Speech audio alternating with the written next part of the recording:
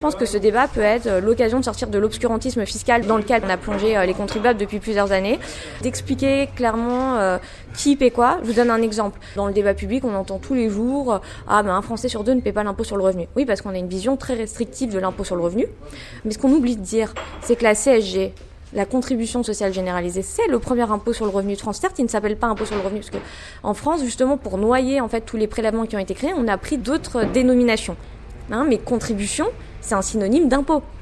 Par exemple, sur un salaire, on prélève 9,2% de CSG. On ne peut pas dire qu'on ne contribue pas au financement de la sécurité sociale. C'est un impôt sur le revenu, c'est le premier impôt sur le revenu de France qui devrait rapporter 120 milliards d'euros en 2018.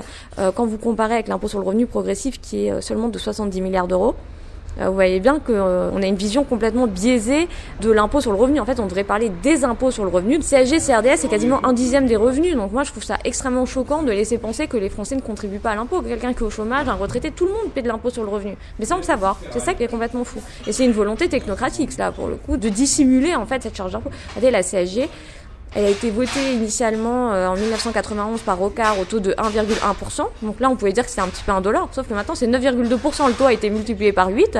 Par exemple, si vous gagnez 1000 euros, on va vous prendre quasiment 100 euros. On peut quand même pas dire que ces gens ne contribuent pas.